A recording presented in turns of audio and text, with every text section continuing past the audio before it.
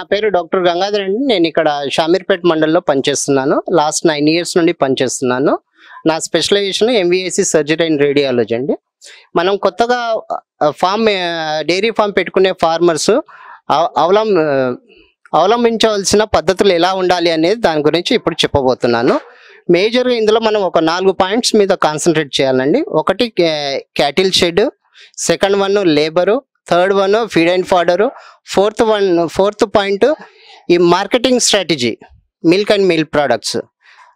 Fifth point ఏంటంటే ఓవరాల్గా ఈ ఫామ్ని ఎలా మేనేజ్ చేస్తున్నాము ఏంటి అనేది డే టు డే ప్రాక్టీస్లో అతను ఎనలైజ్ చేసుకుంటూ వెళ్తే డైరీ ఫార్మ్స్ ప్రాఫిటబుల్ బిజినెస్లోకి కన్వర్ట్ అయ్యే అవకాశం ఎక్కువ ఉందండి.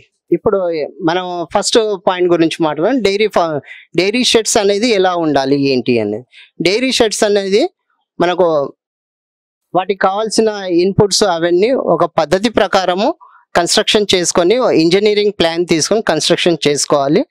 ఇంకోటి వాటర్ స్టాగ్నేషన్ ఉండకుండా చూసుకోవాలి. యానిమల్స్ నిల్చుండే ప్లేస్ కూడా రఫ్ ఉండాలండి, స్మూత్ ఉండద్దు. స్మూత్ ఉంటే అవి స్కిడ్ అయి పడిపోయి ఫ్రాక్చర్స్ అయ్యే అవకాశం ఉంటుంది. కాబట్టి మీరు ఆ ఏరియాను రఫ్గా ఉంచడం, కొద్దిగా స్లోప్ పెట్టుకోవడం మంచిదండి. సెకండ్ పాయింట్లో మనం ఫీడ్ అండ్ ఫాడర్ విషయానికి వస్తే చాలా మంది ఫార్మర్స్ ఈ ఫీడ్ అండ్ ఫాడర్లోనే వాళ్ళకు వచ్చిన ఇన్కంలో 50 to 60% వాటికే కేటాయిస్తారు. కాబట్టి అట్లా కేటాయించకుండా వాళ్ళు డిఫరెంట్ ఫాడర్ క్రాప్స్ ఉన్నాయండి. అందులో లెగ్యూమ్స్ ఉన్నాయి, సీరియల్ క్రాప్స్ ఉన్నాయి, గ్రాస్ వెరైటీ ఉన్నాయి. లెగ్యూమ్స్లోకి వెళ్తే మనకు కౌపీ ఉందండి, హెడ్జ్ లూసర్న్ ఉంది, దాంతోపాటు ల్యూసర్న్ ఉంది, స్టైలో ఉంది. ఈ 4 వెరైటీస్ ఉన్నాయి. ఈ 4 వెరైటీస్లో ఏంటంటే మనకు ఈ లెగ్యూమ్స్లో ప్రోటీన్ కాంటెంట్ 15 to 20% ఉంటుందండి. వేరే ఫాడర్ వెరైటీ క్రాప్స్ను కంపేర్ చేసుకుంటే ఇందులో ప్రోటీన్ కాంటెంట్, క్రూడ్ ప్రోటీన్ చాలా ఎక్కువ ఉంటుంది. కాబట్టి ఈ ఫాడర్ క్రాప్స్ను ప్రతి ఒక్క ఫార్మరు, డైరీ ఫార్మరు ముందు కల్టివేషన్ చేసుకోవడం నేర్చుకోవాలి. ఈ 4 నేను చెప్పిన ఈ 4 ఇవి కౌపీ, హెడ్జ్ ల్యూసర్న్, స్టైలోలో మనము ల్యూసర్ను క్వీన్ ఆఫ్ ఫోరేజెస్ అంటాము. ఎందుకంటే దీని ప్యాలెటబిలిటీ, న్యూట్రిషను చాలా ఎక్కువ ఉంటుంది. యానిమల్స్ చాలా ఈజీగా యాక్సెప్ట్ చేయడం కూడా జరుగుతుంది. అదే కాకుండా ఇది నైట్రోజన్ ఫిక్సింగ్ చేస్తుందండి. ఇది ఒకటి దీంట్లో ఉన్న పెక్యులియర్ పాయింట్. అందుకే దీన్ని క్వీన్ ఆఫ్ ఫోరేజెస్ అని అంటారు ఈ ల్యూసర్ను. నెక్స్ట్ పాయింట్కి వస్తే మనము ఇవి సీరియల్ క్రాప్స్లో సీరియస్ ఫోరేజెస్లో మనకు మెయిజ్ అండ్ జవార్ వస్తుంది. మెయిజ్లో మనము ఆఫ్రికన్ టాల్ జనరల్గా చూస్తుంటాము. దాని తర్వాత జవార్ వెరైటీ ఇప్పుడు మనం గవర్నమెంట్లో 50%, 75% సబ్సిడీలో ఇవ్వడం జరుగుతుంది. ఇది మల్టీ కట్ అండి. ఇది మల్టీ కట్ కాబట్టి మనకు ఇయర్లీ ఒక 5 కటింగ్స్ వస్తూనే ఉంటాయి. నెక్స్ట్ మనం వస్తే గ్రాస్ వెరైటీలో వచ్చేది మనకు పారాగ్రాసు, గిన్నీ గ్రాసు, ఇంకోటి బ్లూ బఫెల్ గ్రాస్ అని అదొకటి ఉంది. ఇవి ఉన్నాయి కామన్గా.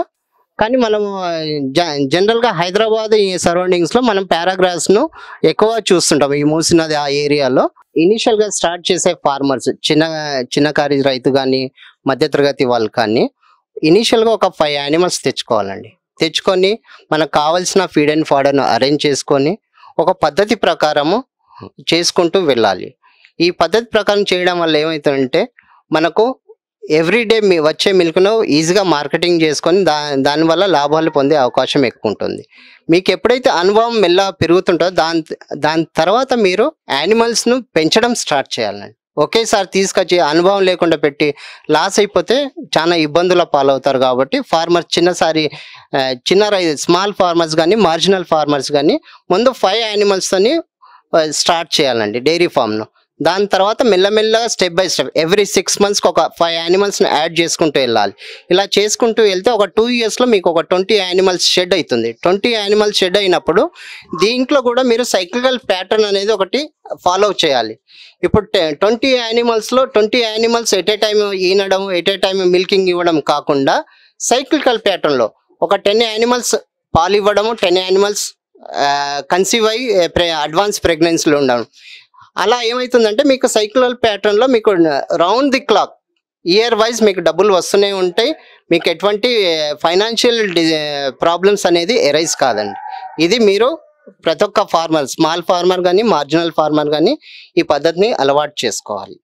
ఇదే దీని తర్వాత మనము ఇందులో మేజర్గా మనం ఆలోచించవలసింది ఏంటంటే, ఇప్పుడు మనం కాప్ మేనేజ్మెంట్ ప్రాక్టీసెస్ గురించి మాట్లాడుకుందాం. ఈ కాప్ మేనేజ్మెంట్ ప్రాక్టీసెస్లో మనము చాలాసార్లు ఏం చేస్తుంటామంటే, దూడ పుట్టగానే దూడను మదర్ దగ్గర వదిలేసి వెళ్ళిపోవడము. దానివల్ల ఏమవుతుందంటే, ఆ మదర్ అనుకోకుండా స్టాంపింగ్ చేసే కాపు చనిపోవడము, లేకపోతే లేనిపోని ఇన్ఫెక్షన్స్ వచ్చి బాధపడి చనిపోవడము, దాని తర్వాత యానిమల్ మిల్క్ ఇవ్వకపోవడం, ఇవన్నీ రొటీన్ ప్రాక్టీసెస్ అండి. ఈ ప్రాబ్లమ్స్ వస్తూ ఉంటాయి రొటీన్ ప్రాక్టీస్. మీరు ఏం చేయాలంటే, యానిమల్ ఈనగానే దూడను తీసి సెపరేట్ చేయడం, దాన్ని ఏమంటామంటే కావింగ్ పెన్స్ అంటాము. కావింగ్ పెన్స్లో మనము ఆ దూడను ఒక 10 days 15 days అలా పెట్టినాం అనుకో, ఏమవుతుందంటే అది సేఫ్గా ఉంటుంది. మనం ఎట్ ది టైమ్ ఆఫ్ మిల్కింగ్లో దాన్ని వదిలేసి మిల్క్ దాయిపించేసి మళ్ళీ అక్కడ పెట్టడము, ఈ ప్రాక్టీస్ చేసుకోవాలి. దీనివల్ల ఏమవుతుందంటే మనకు మోర్టాలిటీ లెవెల్ అనేది తగ్గిపోతుంది. ఇంకోటి కాఫ్స్కు ఎటువంటి డిసీజెస్ కూడా రావండి. మనం ఇన్ జనరల్గా మనం రొటీన్గా చూసే కాఫ్స్లో చాలా మటుకు చనిపోతుంటాయి, 50 to 60%. దాన్ని చనిపోవడానికి 3 రీజన్స్ ఉన్నాయండి. 3 డిసీజెస్ ఉన్నాయి. ఒకటి సెప్టిసిమియా, ఒకటి న్యూమోనియా, ఇంకోటి డయేరియా అండి. ఈ సెప్టిసిమియా అనేది మనకు మదర్ నుండి కూడా వచ్చే అవకాశం ఉంటుంది కాబట్టి, త్రూ బ్లడ్ ట్రాన్స్ఫ్యూషన్ బ్లడ్ వల్ల కూడా వచ్చే అవకాశం ఉంటుంది కాబట్టి, అటువంటి కాఫ్స్ను మనం ముందే డిటెక్ట్ చేసి వాటికి సరైన ట్రీట్మెంట్ ఇవ్వడం మంచిదండి. ఈ సెప్టిసిమియాతోని జనరల్గా కాఫ్స్ ఏవైతే సెప్టిసిమియాతోని పుడతాయో, అంటే ఇన్ఫెక్షన్తోని, అవి ఏమైతాయంటే జాయింట్స్లో పెయిన్ రావడము, కళ్ళ చుట్టూ క్లౌడీ ఐస్ ఉండడము, వీక్గా ఉండడము, కూర్చొని ఉండడం, లేవకపోవడము, ఇవన్నీ ప్రాబ్లమ్స్. న్యూరలాజికల్ డిజార్డర్స్ కూడా ఉంటాయి. వితిన్ 3-4 days లోపల చనిపోయే అవకాశం ఉంటుంది. అటువంటప్పుడు మీరు ఏం చేయాలంటే, యానిమల్ ప్రెగ్నెంట్ ఉన్నప్పుడే వాటిని సెపరేట్ చేయడము, సెపరేట్గా ఉంచేసి అక్కడ వాటి ప్రాపర్ బెడ్డింగ్ ఫెసిలిటీస్ ప్రొవైడ్ చేసి దాన్ని రోజు టు రోజు మానిటర్ చేయడం నేర్చుకోవాలి. ఒక 1 week బిఫోర్ ప్రెగ్నెంట్ యానిమల్ను సెపరేట్ చేసేసి 1 week బిఫోర్ పార్చురేషన్, అంటే ఈనే ముందు సెపరేట్ చేసేసి దాన్ని బెడ్డింగ్ అవన్నీ చూసుకొని ఎలా ఉంది ఏంటి, దాని పొజిషన్ ఏంటి, దాంతోపాటు డాక్టర్ సలహా ప్రకారం ఫీటల్ పొజిషన్ ఏంది కూడా తెలుసుకోవడం చాలా ఇంపార్టెంట్ అండి. ఫీటల్ పొజిషన్ మీకు అర్థం కానప్పుడు ఒక్కొక్కసారి డెలివరీ డేట్ వచ్చినా కూడా యానిమల్ డెలివరీ అవ్వకపోవడం వల్ల కాప్ లోపలనే చనిపోయి దానివల్ల సెప్టిసిమియా మళ్ళీ మదర్ కూడా చనిపోయే అవకాశం ఉంటుంది. కాబట్టి మీరు ప్రతి ఒక్క రైతులు, మార్జినల్ స్మాల్ స్కేల్ ఫార్మర్స్ ఎవరైనా ఉండని, వాళ్ళ ముందు ఫీటల్ పొజిషన్ కూడా చూసుకోవడం చాలా మంచిదండి అడ్వాన్స్ ప్రెగ్నెన్సీలో. ఇది చాలా ఇంపార్టెంట్ పాయింట్. సెకండ్ పాయింట్, మనకు డయేరియా అనేది 3 వల్ల వస్తుందండి. ఒకటి ఇట్ కుడ్ బి బ్యాక్టీరియల్ అవ్వచ్చు, లేకపోతే వైరల్ అవ్వచ్చు, లేకపోతే పారాసైటిక్ అవ్వచ్చు. ఈ బ్యాక్టీరియాలో మనకు ఈకోలై, సాల్మొనెల్లా, క్లోస్ట్రిడియం పర్ఫెంజిన్స్ ఇవి ఉన్నాయండి. ఇవి కామన్ ఇన్ఫెక్షన్స్. కానీ ఇందులో క్లోస్ట్రిడియం పర్ఫెంజిన్స్ వల్ల ఏమవుతుందంటే, ఈ ఇన్ఫెక్షన్లో మనకు న్యూరలాజికల్ డిజార్డర్స్ కనిపిస్తుంటాయి. కాఫ్ వీక్ ఉండడము, లేవకపోవడము, నర్వస్ సిస్టమ్ అంతా వీక్ ఉండి పాలు తాగకపోవడము, వితిన్ 2-3 daysలో చనిపోవడం కూడా ఇది జరుగుతుంది. ఇవన్నిటిని మనం ముందే ఐడెంటిఫై చేసుకోవాలి.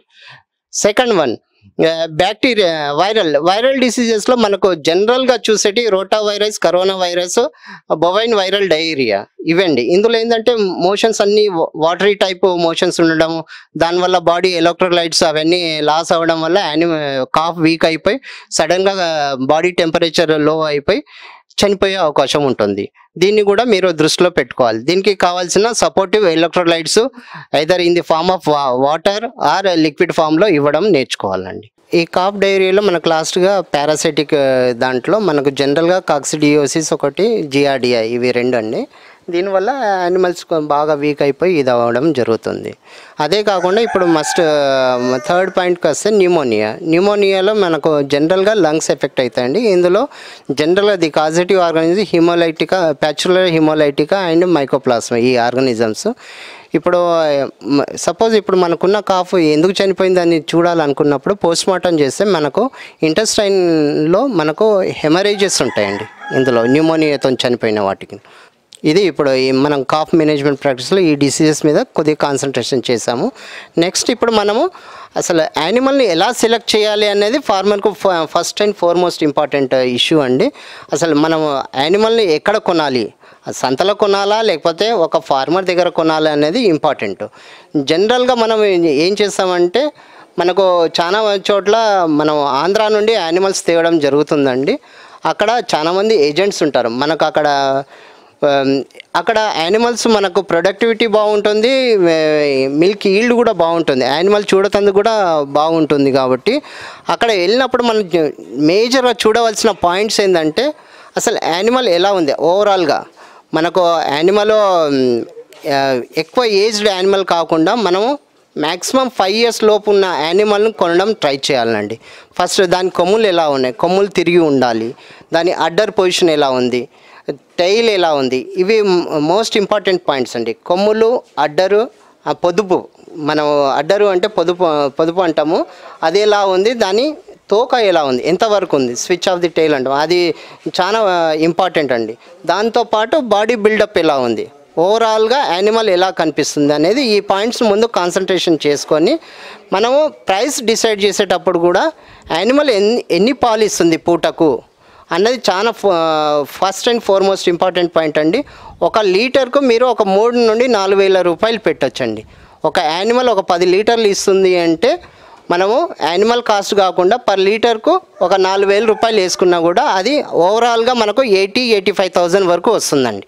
ఇది జనరల్గా మనం యానిమల్ సెలెక్షన్ క్రైటీరియాలో ఇది ఫస్ట్ అండ్ ఫార్మోస్ట్ పాయింట్ అండి. ఇనీషియల్గా డైరీ ఫామ్ పెట్టుకునే వాళ్ళకు ఫస్ట్ ఒక 5తోని డైరీ ఫామ్ స్టార్ట్ చేసినప్పుడు దాని ఫీడింగ్ ప్యాటర్న్ ఎలా ఉండాలండి అంటే మనము బయట నుండి మ్యాక్సిమం ఏది కొనొద్దండి. కొనకుండా మన సొంతగా మన ఫామ్లోనే మన అగ్రికల్చర్ ల్యాండ్లో అన్ని ఫాడర్ క్రాప్స్ను గ్రో చేసుకొని అక్కడనే అన్ని మనకు లెగ్యూమ్స్ ఉన్నాయి, నాన్ లెగ్యూమ్స్ ఉన్నాయి, వీటి రెండింటిని పెంచి దాని ద్వారా మనం వాటిని ప్రాపర్ వేలో కటింగ్ చేసుకొని యానిమల్స్కు ఫీడ్ చేయడం నేర్చుకోవాలండి. దానివల్ల ఏంటంటే మనకు కాస్ట్ కటింగ్ చాలా ఎక్కువ ఉంటుంది, దానివల్ల ఇన్కమ్ జనరేట్ అయ్యే అవకాశం ఎక్కువ ఉంటుంది. మనకేం బయట నుండి మనం కల్లి తౌడు అవన్నీ తీసుకొస్తే మనకేమవుతుందంటే ఓవరాల్గా వాటికి ఒక 40% మనకు వచ్చే ఇన్కమ్ను డైలీ పెట్టవలసి వస్తుంది. అలా కాకుండా మన ఫామ్లోనే మనం అన్నీ గ్రో చేసుకొని ఇక్కడనే ప్రిపేర్ చేసుకొని మన యానిమల్ పెట్టినప్పుడు మనకు వచ్చే పాలు కొన్ని అయినా కూడా మనకు ఓవరాల్గా మనకు ప్రాఫిట్లోనే ఉంటుంది, మనకు లాస్ అనేది రాదండి.